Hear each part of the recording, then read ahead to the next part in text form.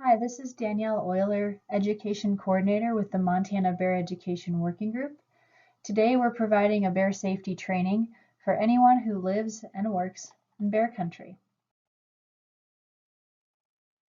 The Montana Bear Education Working Group is a collection of state, federal, and nonprofit partners with the common interest in creating and sharing a consistent bear safety message, reducing human-bear conflict, and increasing knowledge and understanding of bears and their biology. Bear safety is more important now than ever as we have more people out in the woods recreating and more bears out there as well. We want you to feel safe, comfortable, and confident in your skills and abilities after this presentation so that you can enjoy safely living and working in bear country. As I said before, bear numbers are increasing as well as their distribution. Particularly, we're talking about grizzly bear populations in Montana, in and around the Greater Yellowstone and Northern Continental Divide ecosystems. Today, the presentation will focus more on the Yellowstone ecosystem, but the information is applicable really anywhere you can find bears. This map shows grizzly bear recovery zones and population distributions in the lower 48 states. In the Greater Yellowstone ecosystem in northwest Wyoming and southwest Montana, there are an estimated 728 grizzly bears within the designated monitoring area. So the recovery zone can be seen in the yellow outline, and the grizzly bear occupied range can be seen in the hash-marked black outline. In northwest Montana, in the Northern Continental Divide ecosystem, that is the blue outlined ecosystem in northwest Montana, there are about 1,000 grizzly bears. And then in the Selkirks and Cabinet Yaak ecosystems, which are in northwest Montana and North Idaho, there are between 55 and 60 grizzly bears. In the North Cascades ecosystem and the Bitterroot ecosystem, neither of those have a population. However, in recent years, there have been verified sightings of grizzly bears in the Bitterroot ecosystem, but there is not yet an established population. This map shows grizzly bear distribution in the Greater Yellowstone ecosystem between 1990 and 2018. The green area shows the grizzly bear occupied range. That's to say where we know grizzly bears are established and reproducing. That doesn't mean that they can't be seen outside of that area, but that's where we know there are certain population measures taking place. The recovery zone is shown in the yellow outline, and the demographic monitoring area is shown in the blue. So when you hear a population estimate for the Greater Yellowstone ecosystem, that's within the DMA. So the current number for Yellowstone ecosystem is 728. And as you can see when we get to the 2018 slide, there are obviously bears living outside of that. So that's a very conservative estimate of our population. And here we are in 2018.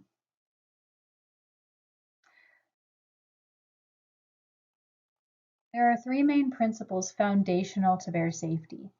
Knowledge is important to help us better understand the species grizzly bears and black bears, how they use the landscape, and what drives them. Awareness is important because it gives us tools to prevent bear encounters, but also to understand how to detect bears, where they're going to be, and how they're distributed throughout the year. Respect is important just to take into consideration these powerful, athletic, and complicated animals, but also to know that they are going to be bears regardless, and we can change our behavior to help make our coexistence easier. So we can respect that animal and go into the woods with the culture of bear safety in mind.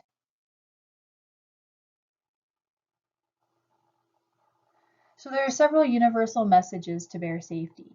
The first is assuming that bears can be anywhere, either black bears or grizzly bears, or perhaps both depending on where you live.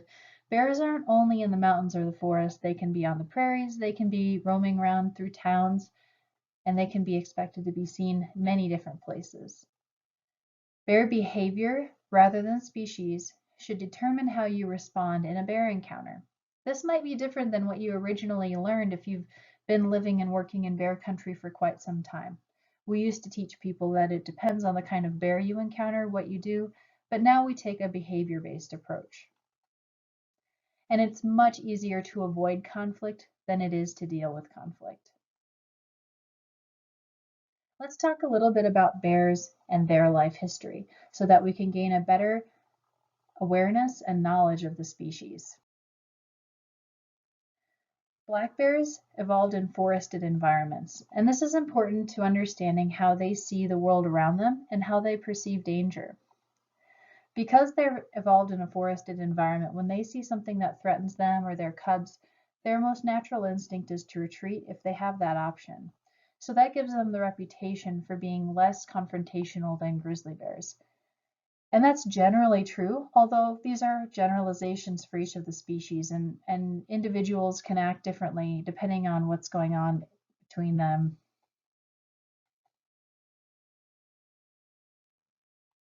Grizzly bears, on the other hand, evolved in open country, in plains, tundra, and places that didn't necessarily have a lot of cover. This shapes how they see danger. When grizzlies are confronted by something that they consider a threat, they're more likely to stand their ground because the landscape that shaped this animal didn't necessarily provide a good escape route or place to hide. So they're more likely to confront threats, and that gives them that reputation. Grizzlies are also powerful diggers, and they have the ability to get lots of different foods from underground, and that also shows up in their physical characteristics. When you look at a grizzly and you see that big shoulder hump on their back, that indicates their strong front legs used for digging in the ground, as well as their long claws. And grizzly bears are less likely to be seen in populated areas. It's helpful to understand bears' daily cycles as well as yearly cycles so that we can get a better understanding of how and when they move around. Bears' peak activity times are typically in the early morning and late evening. They also can be active during the day or at night, but most of the time they prefer to be active early and late. This is especially true in the summertime when high daytime temperatures make them less likely to want to be active and expend extra energy to cool off. Females with cubs could be active any time of day because they may be trying to avoid the activity of other bears, and they also just need to forage for more hours of the day to feed their young. They have a higher nutritional need. Bears bed when they're not actively moving around or feeding, so it's important to think about how they may use a landscape and where they may be bedding during a day when it's hot out and they may be trying to conserve energy. I always think of this when I'm moving from an open area into a more sheltered area in a transition zone, such as a meadow into a forest with a nice canopy or along a cool creek in the summer. Just thinking that bears may be bedded in places that are a little quieter, sheltered from the wind, and undisturbed. And when I approach these places, I take a little extra time to make noise, or slow my walk a little bit so that they have more time to know that I'm there or get out of the way. Bears also have amazing senses. They're able to smell about 7 times more powerfully than a domestic dog. So they really see the world with their noses, which is why it's so important to store food and attractants properly, both at home and when we're out recreating in the forests and other public lands. Bears have similar hearing to humans from what we can understand, and their eyesight is similar as well, except they have better perception in low light situations than humans do. They're also extremely fast. No person can outrun a bear. Bears can run up to about 35 miles an hour, which is as fast as a horse. Bears also have yearly cycles, and knowing their yearly cycles can help you understand how they use the landscape and why they act different ways at different times of the year. In springtime, they emerge typically at the beginning of March, then on through April and May. The older adult males and females without cubs, as well as young adults that don't have cubs, are the first to come out. Later on, females with older cubs, and then last, females with the youngest set of cubs, or also known as cubs of the year. They come out last, typically. Summertime, bears can be moving up or down in elevation just depending on what foods are available. And anyone who spends time in the woods may notice that some years, some berries or other foods that bears might feed on are more abundant and sometimes they're less. So they have to adapt each year to what foods are most available and the locations of those foods. Summer is also breeding season. Bears are breeding from May through June and July. And then in the fall, starting in late August, bears are getting ready for hibernation. So August, September, October, and November, really just the beginning of November mostly, they are going through something called hyperphagia, which is a physiological adaptation to get enough food to gain weight and survive 5 to 6 months without food in their dens over the wintertime. During hyperphagia, bears are not very good at paying attention to their surroundings. They have one thing on their mind, and that is food. During this time, they may forage for up to 20 hours a day. And at the peak of hyperphagia, it's been recorded that bears have fed up on up to 20,000 calories in a single day. So imagine trying to get all of that food. You wouldn't really have time or the energy to be focused on things like humans and their presence. So bears are much easier to startle in the fall, and they may be more driven to go into places where human food is left unattended to get the calories they need. Bears start to enter their dens usually in November, and then they remain there again until the cycle starts all over again in the spring. Bears don't urinate, defecate, eat or drink during this hibernation period, although sometimes bears do wake up in the middle of their hibernation period and usually go back into the den. That's pretty unusual if they do that. And females also give birth to their young inside of the den. So assume that bears are nearby, at least black bears, but maybe grizzlies as well. You're more likely to see bear sign than you are to see the bears, so we want to show you a little bit about what they leave behind. Most commonly, people recognize bear scat and bear tracks, but there are lots of ways that bears indicate their presence. This photo shows a rolled over rock. Bears look for insects under rocks, so you may see that, and really no other animal rolls rocks like that size over like a bear does. Tear up logs to get to ants or grubs. They leave day beds, which is the photo in the top right, and they also cache their carcasses. When they find something dead, sometimes bears will try to bury or hide the carcass from other animals so they can feed on it more exclusively and for longer.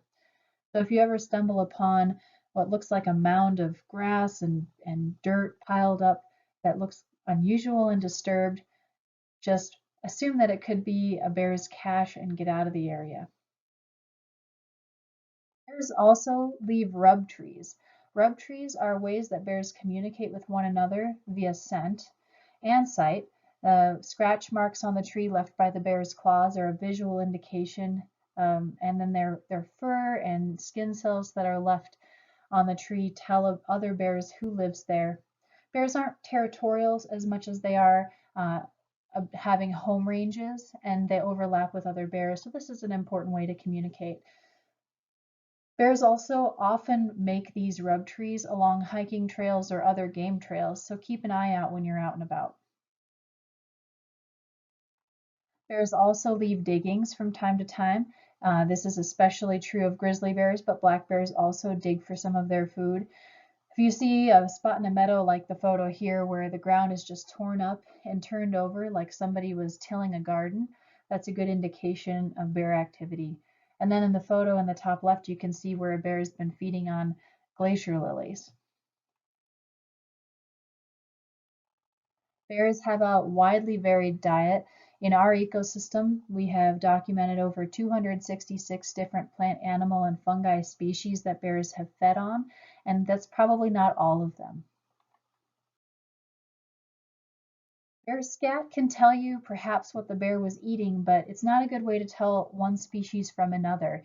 You can see just how much bear scat varies in color, size, and shape. And there are some large black bears and some small grizzlies, so the size indication isn't very helpful. However, it can tell you if they had a big meal or not. The top left photo shows grass, summertime scat in Yellowstone Park. The middle photo is berries. Top right is a scat created after a bear was feeding on a carcass. So if you ever see a bear scat with lots of hair, sometimes they're especially dark or greasy looking, be on the lookout for a fresh carcass. That could be a dangerous situation. The bottom left photo shows apple scat, and then the bottom right shows a scat that's been eating rose hips. Whitebark pine is also an important food source for some of our grizzly bears in the greater Yellowstone ecosystem, as well as black bears. Whitebark pine produce cones with large calorie-rich seeds that are prized by a lot of different animals, and bears included. Often squirrels will cache the cones and seeds underground in middens. That's middens, like the photo on the left here. These areas are prized by bears because they don't have to do as much work and they can get more cones at a single time, and they'll dig up these squirrel middens. Black bears often will climb the trees to get the cones directly out of the tree. This is not to say that grizzly bears can't climb trees, because they can, but black bears are just more likely to obtain cones this way. Again, carcasses are something to watch for. Regardless of how the animal died, bears are attracted to fresh animal carcasses, especially larger ones. So if you see a fresh carcass, assume that a bear could be around, and be careful or leave the area as soon as you can. You can identify bears by their tracks if you get a good track, and especially if it's the front foot. So the best way to tell a grizzly bear track from a black bear track is to look at the overall shape of the front foot, especially where the toes meet the foot pad. On a black bear, the shape of the toes and foot pad is more of an arch or a rainbow shape. And on the grizzly bear, the space between the toes and the foot pad is more straight across. It may not be perfectly straight across, but it's a lot straighter. And if you want to pause the movie and take a look at the more detailed instructions on how to tell which tracks are which, you can do so. This is also available online from Western Wildlife Outreach. Grizzly bears also have long claws on their front feet as opposed to black bears. So you can take a guess at this track. You can see that the foot pad is pretty straight. There are 5 toes, which is true of bears, and the claw marks are quite long and in front of the toes by a couple inches. So this is a grizzly bear track. Contrasted with this track, where you can see the space between the toes and the pad is not straight across and it's more of an arch, and the claw marks, though hard to see, are pretty close to the front toes there. So this is a black bear track. Now let's get into attractants and understanding why bears get into trouble with human-caused food sources. Curiosity is a survival strategy for bears. If they didn't have a curious mind and have to investigate any possible food sources in their environment, they would not be the successful species that they are today, which is an issue for your garbage and gear, because they will check it out if they have the opportunity, because they're curious and they have to know what's around them in their environment. Don't abandon your gear. So even if your gear does not contain food, be aware that bears may play with it or move it around out of curiosity. But the thing that's really important to me and to all of our agencies that manage wildlife is that bears don't get a taste of something human food produced by human presence.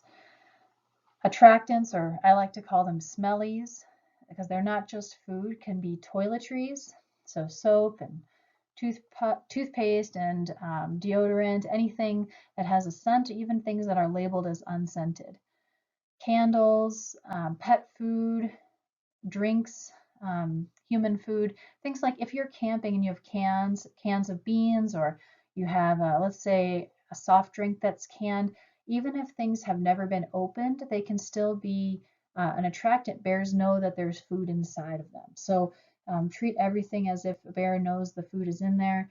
Dirty dishwater and animal like fish entrails, or things that you wore if you were gutting fish, Those are all considered attractants, garbage, of course, the fishing gear you might have worn when you were gutting fish, and then empty food or water containers. The reason that we list food and water containers under this is that with our law enforcement folks, when they're out patrolling, especially on the national forest land, but really any public land, they can't assume that water containers have only had water in them. If you had a big water cooler that could have had Gatorade in it, they have to treat it like it could have an attractant inside of it. So store anything that could be a food storage container properly, and we'll talk about what that means. When you're camping, you can use bear resistant containers found in almost all of the campgrounds across our ecosystem. You can also keep your food or attractants inside of a hard-sided vehicle, so that is inside of a car or the cab of a truck or a hard-sided RV with the windows up and the doors locked. You can also hang food and garbage, which we'll give more detailed instructions on here. This is just an example of a campsite that would be uh, a major bear attractant. So you see a barbecue grill back here, and there's a pet food bowl. Even though the pet food bowl may be empty, it still smells like pet food. The cooler is not a certified bear resistant cooler, and it's not locked. So that would be an attractant. Looks like there's some fishing gear and some garbage and just a lot of things that could attract a bear. This slide shows a lot of great options for securing attractants with bear-resistant containers. There's an electric fence. Make sure that you're using a certified electric fence. There are coolers. There are bear-resistant backpacking canisters. If you plan to use a bear-resistant cooler, make sure that both corners of the cooler are locked. A couple of good ways to lock the cooler would be using a padlock, like in the photo, and when it's closed, the padlock should be tight to the lid so that you can't crack the lid with the padlock closed, or else the bear might be able to wiggle it open and get purchase on the lid. You can also use a nut and a bolt. That's another cheap way that you can't lock yourself out of your cooler and you can still make it certified bear resistant if you have one of the IGBC certified coolers. There are also other options like panniers for horse packing, or this photo on the right is of an earth sack, which is a Kevlar-like material that has been approved for bear-resistant containers with some limitations, but learn more about it on the IGBC website, igbconline.org. Bear poles are another great option to store bear attractants. The minimum regulations for bear poles in the greater Yellowstone ecosystem are that the load is at least 10 feet off the ground and that the load is at least 4 feet from either side of the supporting vertical trees or metal poles that are holding up the bear pole. I also like to tie the rope off to a third tree so that it's just less likely for the bear to realize how to get the load down out of the tree. It's also worthwhile to mention that hanging your food in a tree is not an option in every ecosystem where there are bears. It works to my knowledge in all of Montana, but I know that in California, in the Sierra Range, Yosemite National Park, a lot of the black bears have figured out how to get food and attractants out of hung bear hangs. So make sure you check with your local land management agency before using this practice outside of this area. And just know that no matter what activity you are doing, there are always food storage options available. You just need to plan ahead and prepare. If you are camping in the backcountry, of course, follow leave no trace principles when you're choosing a campsite. But in addition to that, take into consideration these points when camping in bear country. Don't camp on a bear travel route. Bear travel routes are places along hiking trails, game trails, along streams, rivers, and lakes, anywhere that bears may be moving, and it's a really easy place for them to move, especially if you see a worn-in trail. Dense cover is another thing to avoid because you don't want the vegetation to be so thick that when you hear a noise at night and you need to open your tent and see what's going on, that there's no sight line for you. It also may be common sense, but avoid foraging areas where bears may be feeding on something like huckleberries in August, for example. And always keep your camp clean so that if somebody else ends up camping there after you, you're not putting them in danger by having left something, an attractant there at the campsite. And to add to that, don't burn your food or garbage in your campfire. Anything with a food smell should be carried out with you because it's nearly impossible to burn those kinds of things without leaving some food odor residue left behind. When you're setting up your tent, make sure that your sleeping area is at least 100 yards from where you're eating and where you're hanging your attractants at night to avoid the chances of a bear walking through your sleeping area to sniff around where you've been eating. Hopefully, even if they do sniff around that area, you've cleaned it up completely so that they don't get any food rewards. Now let's switch gears and start talking about bear encounters. There's a lot you can do to prevent bear encounters. So we'll talk about the preventative measures and then what to do in the actual encounter. Always stay alert to your surroundings. Listen, look, and be observant. Don't have your headphones in. Be communicating with other people in your party and just be present in the moment. Travel in groups and stay together. Both parts of this are important. Yellowstone National Park found that 91% of people who were hurt by bears were only in groups of one or two, whereas 9% of people were in groups of three or more.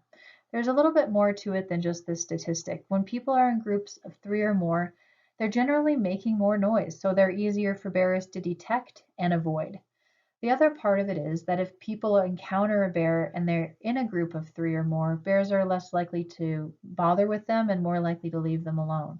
So that's why it's important to be in a group and stay together. And staying together, we mean that people are close enough to respond to a bear as a group. If somebody's too far ahead or too far behind and the person in front encounters a bear, then the others may not be able to assist in that encounter and they aren't perceived as a group by the bear. It's important to make noise to announce your presence to a bear. Bears don't want to have conflicts with people, and if given plenty of warning in advance, they usually leave the area or at least hide until you've gone by so they can go back to feeding or whatever they were doing. Human voices are the best noise you can make because bears will recognize what you are. So often I'll clap my hands, I'll yell out, "Hey bear," and I'll do it more when visibility is limited or there are some natural features that make it hard for a bear to hear. For example, if it's really windy or if you have a loud river nearby, those are good reasons to make more noise. Also, have your bear spray handy and know how to use it. I think you should be carrying it on your person in a place that's easy to grab within about a second or two if you need to. It's also best to avoid traveling at dawn or dusk, again to reduce the chances of running into a bear at the time of day that they're most active. Avoid carcass sites whenever possible. I know I've already said this, but bears on carcasses are more likely to be aggressive and protect them. If you smell a carcass, you see a bear on a carcass, or you see a large flock of ravens or magpies, that may be an indication of something dead. Uh, be aware of your surroundings and try to avoid that area.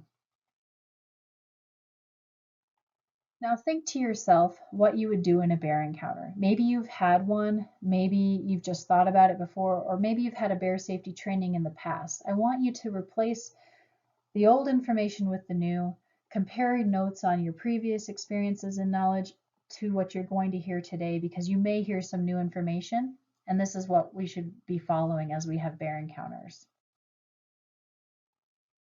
First of all, know that your behavior does matter and the outcome is not a foregone conclusion. Never run from a bear. Running from bears can trigger a predatory response. So if you have to leave the area, you'd always walk or slowly back out and never run. Plus, as we learned earlier, nobody's faster than a bear. It's also good to not approach bears. That usually doesn't improve the situation. And now we'll talk about some different scenarios and different responses. If you see a bear at a distance and the bear doesn't see you, slowly back out exactly the same way you came and don't draw attention to yourself. Even though a bear is a ways away, you being there may scare them or cause them to run up and see what you are, so you want to quietly leave the area. In a close encounter where you see the bear and the bear sees you, stop and stand your ground and watch the bear's behavior. Now, I want to say right here, if you are ever threatened by a bear and you're within range of that bear with your bear spray, which is about 25 to 30 feet, you can spray the bear. At this point, regardless of species or behavior, if you're feeling threatened, you can spray the bear. But now we're going to get into some more detail on how to assess the situation and why you do the things you do.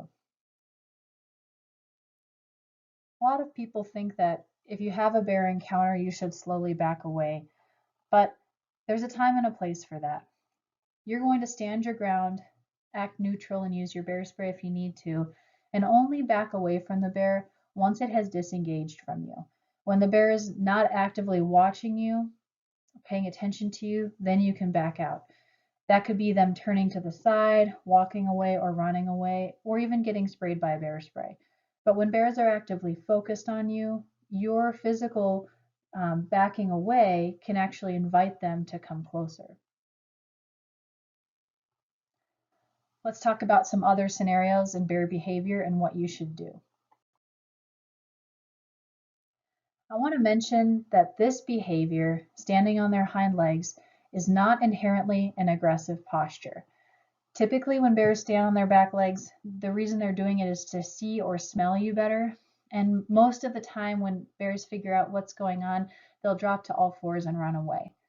It could still be that this bear might approach you, but it's very unlikely. So this is just a information gathering posture, and it's not necessarily aggressive.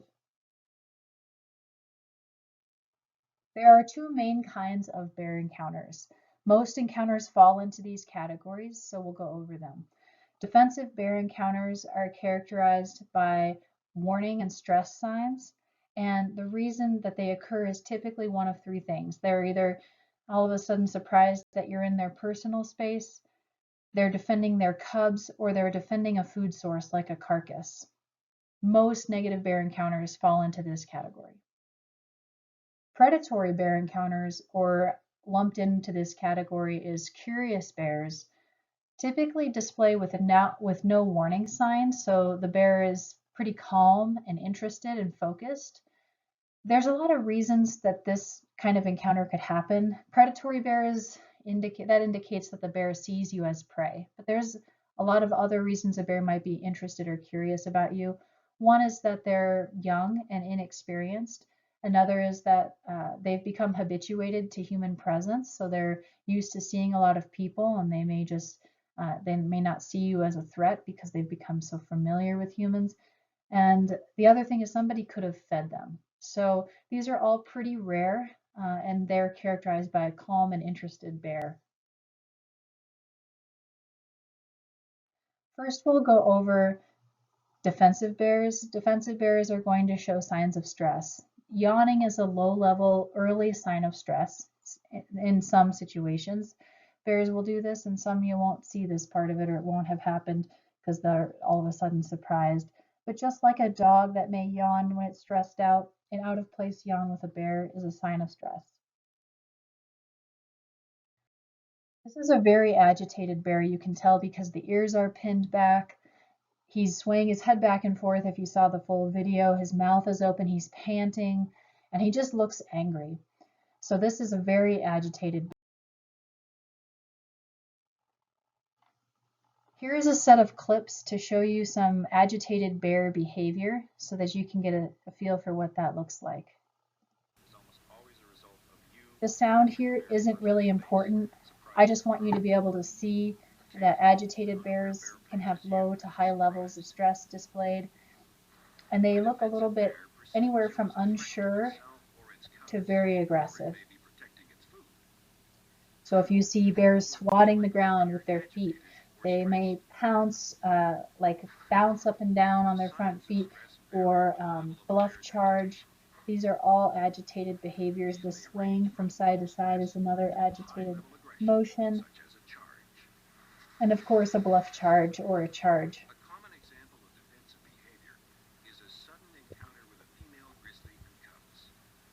I hope this gives you a good short introduction to what that agitated behavior looks like.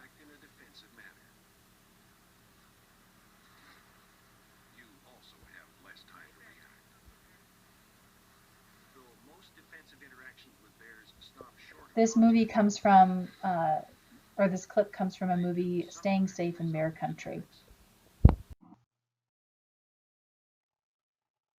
Sometimes bears charge or bluff charge. Often it's because they feel they have no other option to neutralize you as a threat. This is when you stand your ground and use your bear spray. Again, bear spray is effective at about 25 to 30 feet, but if a bear is charging you and they're at 60 to 80 feet, you don't have to wait till they're at to 30 feet to spray, as they'll close that distance really quickly.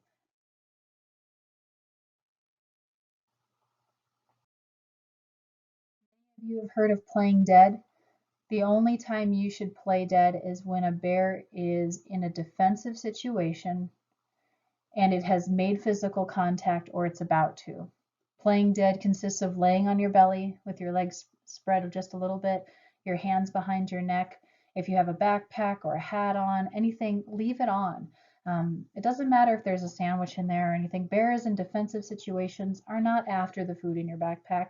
They're feeling threatened, and the purpose of their charge is to neutralize you as a threat, to know that you're no longer a danger to them, especially females with cubs. You should never play dead in a non-defensive bear situation, so where you're dealing with a curious bear or a predatory bear.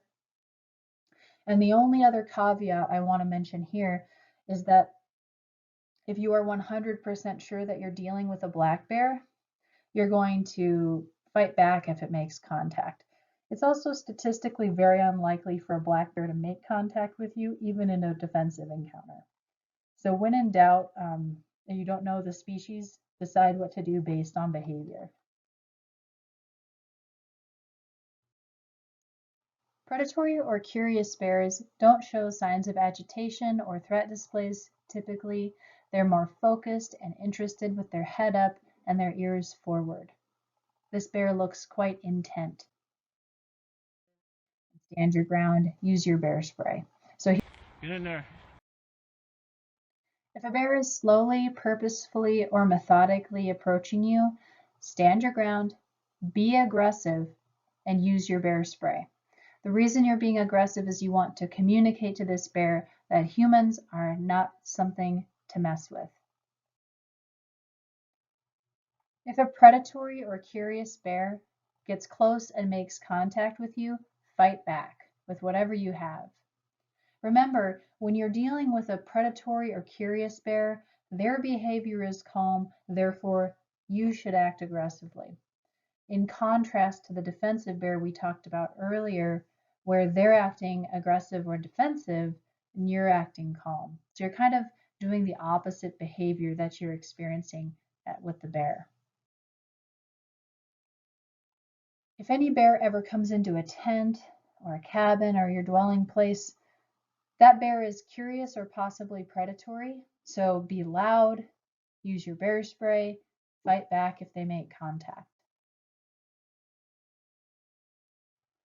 A lot of us like to be with our dogs when we're in the woods or even just around our homes. And I just want to mention that in the woods, an off-leash or out-of-control dog can find and disturb bears. Then when they feel threatened, they may run back to you, bringing the bear with them. So the best thing that you can do to avoid this kind of worst case scenario is to keep your dog under control, whether that's with a leash or an electric collar. Just keep your dog close so they aren't causing trouble out of your sight, and make sure you consider if you really have control over them and what they might do if they're not under control.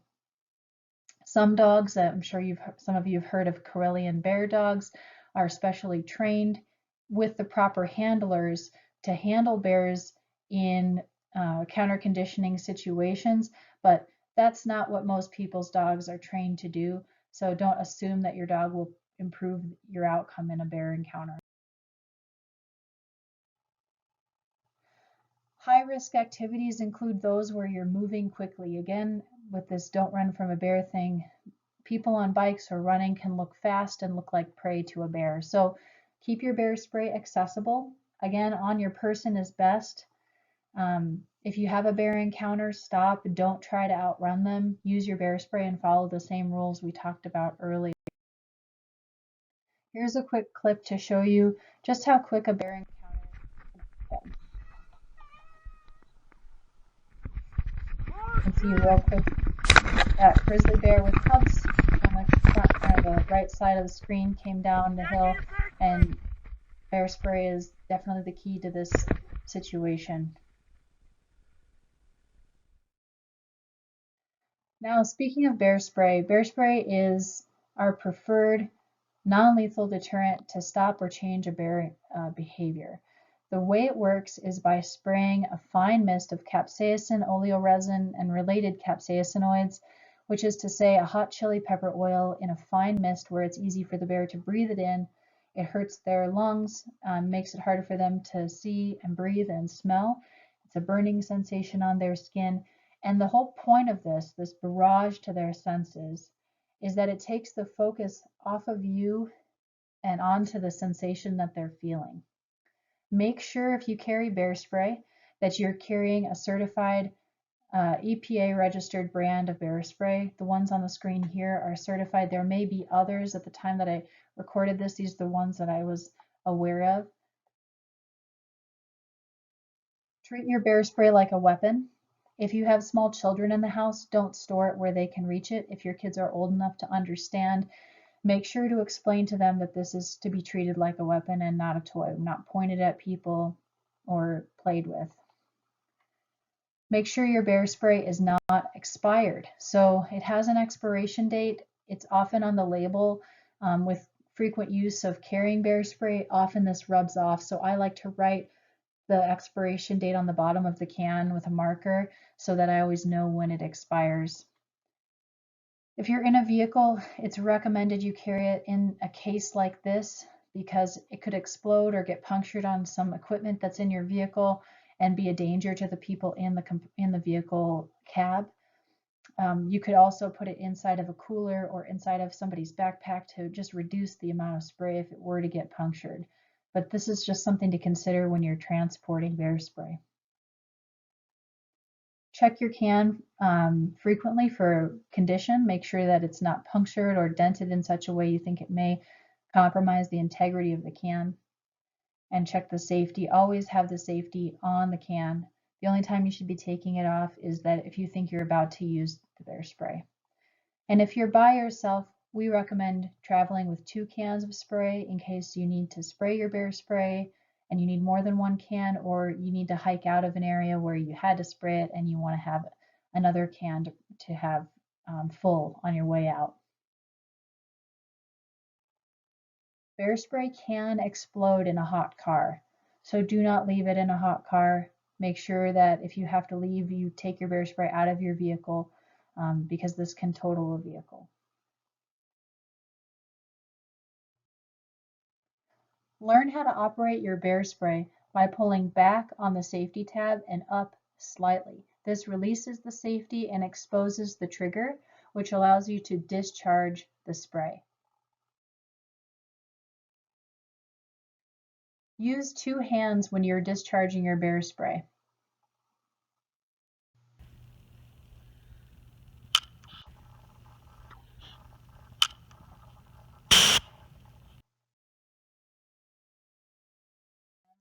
So that it doesn't lift up as you spray and spray too high. When you have to spray bear spray, you're going to spray at a slightly downward angle towards the feet of the bear so that the spray billows up in the bear's face and is not sprayed too high so as to go over their head. When you're spraying bear spray, you're going to spray it until the bear's behavior changes. Often, a burst of a couple seconds is all it takes to change a bear's mind, but if the bear continues to come towards you, you continue to spray. Once the bear is retreating, you can stop spraying and maintain the rest of the spray if the bear comes back. Why are we such big proponents of bear spray? Well, the research is in that bear spray is extremely effective and very user-friendly. This research from 2008 looked at 83 cases of people using bear spray on bears, mostly brown bears and black bears, and in the study also a couple polar bears. 92% of the time when somebody sprayed the bear with bear spray, the bear changed behavior, and 98% of the time when the bear was sprayed, the person was not injured. That doesn't mean that people can't get hurt if they use bear spray, but the likelihood of being injured by a bear when you do use bear spray is very small. It's important to have bear spray in an accessible location so that you can reach it very quickly, to be comfortable with the safety and know how to use it. Cans contain typically between 5 and 8 seconds of spray, which doesn't seem like a lot, but is plenty to deter a bear. And then it's important to get your mind ready for a bear encounter, to train yourself not only how to use the can, but think about different scenarios you may encounter and how you would respond. It might even be good to have a training run with your friends and family, not actually spraying the can, but practicing what you would do if you had a bear encounter. As we like to say, where the mind has been, the body will follow. So make sure you're comfortable and rehearse for what you would do in a bear encounter. Inert cans, as I said before, are a great way to practice using bear spray. If you're done with bear spray, either inert or real cans, you can recycle them in the Greater Yellowstone ecosystem by dropping them off at a Forest Service or a Montana Fish, Wildlife and Parks office, or at the Park Service at any of their main offices as well. They get recycled in Yellowstone Park.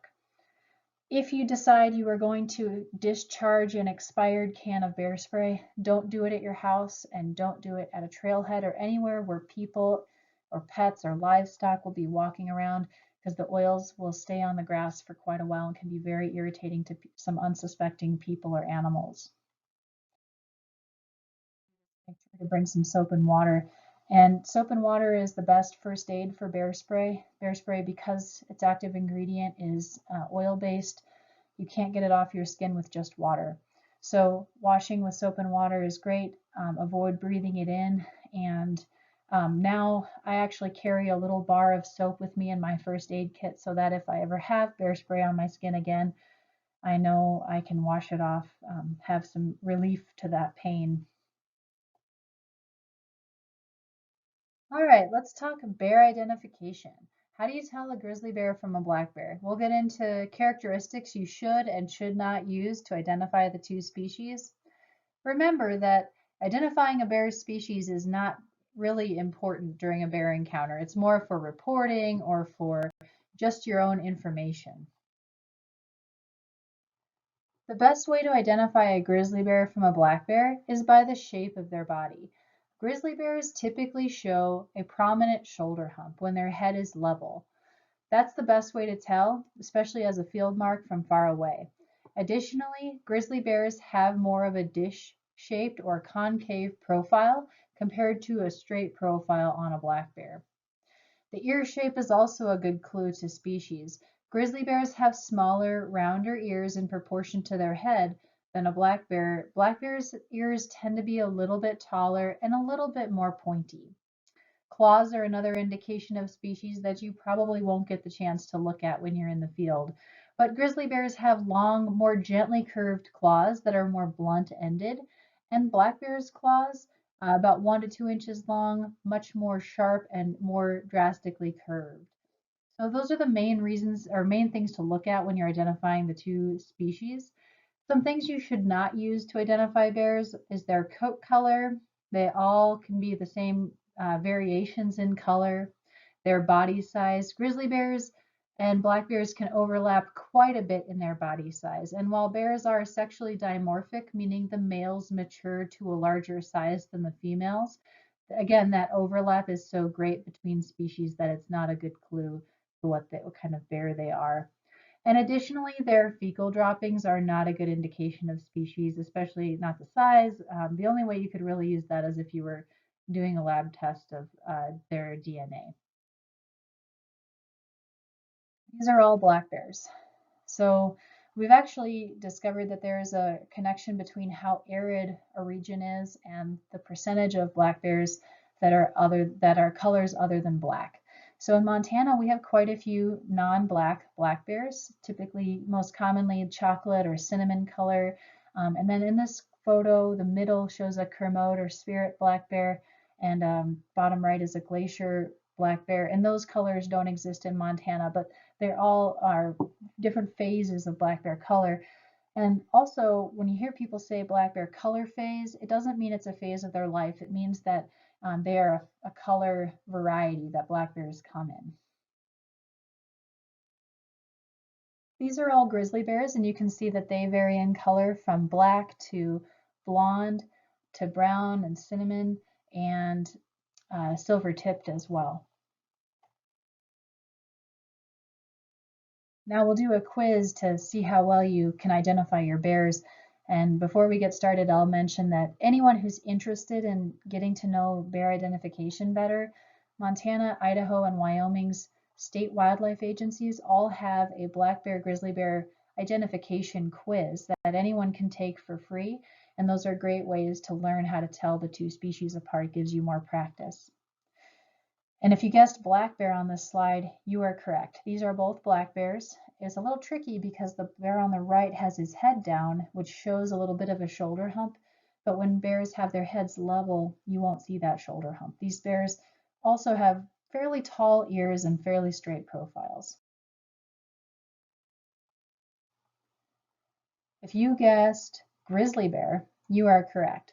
So this bear has a clearly dish-shaped forehead, small round ears, and long claws.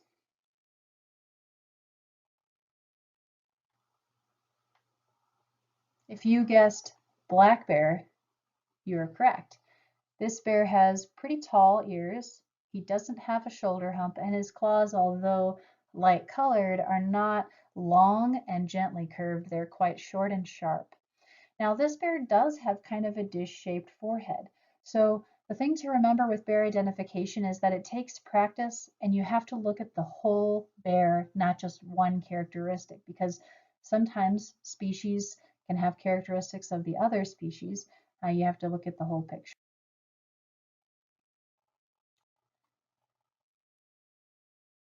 If you guessed black bear, you are correct. This is a female and her young. She has tall ears and a straight forehead, and so does the cub.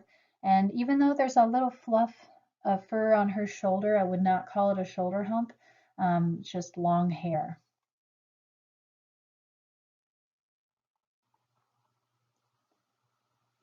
If you guessed grizzly bear, you are correct. So this bear has a clearly defined shoulder hump, a dish-shaped forehead, and small round ears, and some of those characteristics can even be seen in her cubs. This is a quintessential grizzly bear. I guess you can even see her long claws on the female here too. This is a tricky one. It has stumped some bear experts, so don't feel bad if you get it wrong.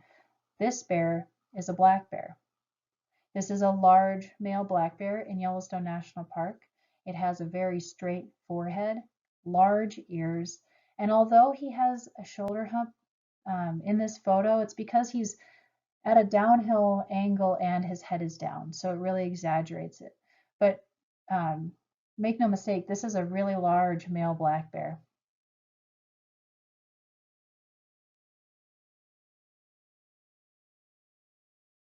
If you guessed grizzly bear, you are correct. This is a female grizzly with her cub. She has clearly shown shoulder hump, small round ears, and a dished profile.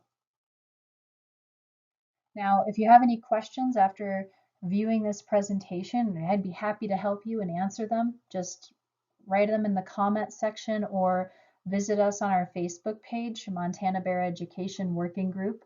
We're also on Instagram, and you can send us messages and we'll be able to answer your questions there.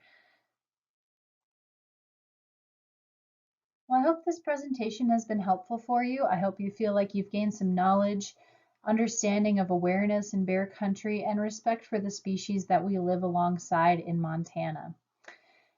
Here are some resources for you to follow up and learn more about bear safety. The Interagency Grizzly Bear Committee's website is an excellent place to go to find up-to-date information, and there are also some books and videos as well. Thanks for joining us.